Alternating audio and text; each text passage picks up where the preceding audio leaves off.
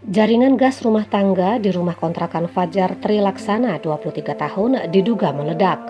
Suara ledakan tersebut spontan menggemparkan warga Kelurahan Tanjung Enim Selatan, Kecamatan Lawang Kidul, Kabupaten Muara Enim, Senin 22 November pukul 14. Ledakan tersebut menyebabkan dua korban mengalami luka-luka bakar hingga mencapai 80%.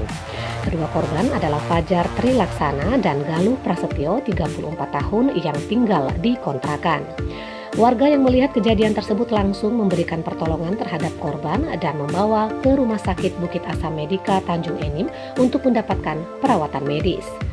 Informasi dari korban Galuh menyebutkan awalnya dirinya sedang bertamu ke rumah Fajar Trilaksana dengan niat ingin main bareng game online Mobile Legends. Sesampainya di rumah kontrakan Fajar atau yang kerap disapa Rama tersebut, ternyata Fajar sedang tidur dan langsung terbangun ketika dirinya datang. Usai menyapu, dirinya bersama Fajar duduk di ruang tamu dan seperti biasanya berniat ingin merokok. Namun ketika Galuh menyalakan korek api untuk menyalakan rokoknya, tiba-tiba sebuah ledakan terjadi di dalam kontrakan tersebut. Akibatnya keduanya mengalami luka bakar di sekujur tubuh. Galuh menduga gas alam yang terpasang di rumah kontrakan temannya itu mengalami kebocoran. Sementara Camat Lawang Kidul Andri Martin membenarkan adanya peristiwa tersebut. Dia menduga ledakan berasal dari gas di kontrakan itu. Kapolres Muara Enim AKBP Dani Sianipar juga membenarkan adanya peristiwa tersebut. Fahrozi Kite melaporkan dari Tanjung Enim.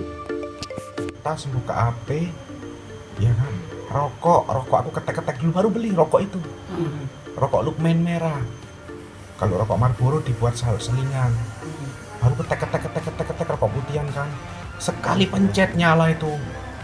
Korek, bukan korek elektrik dari apa Pak? Dari listrik bukan, yang korek toke biasa pakai pensol, pakai batu. Jret, blang. Kejadian seketika itu, bukan tiba-tiba langsung.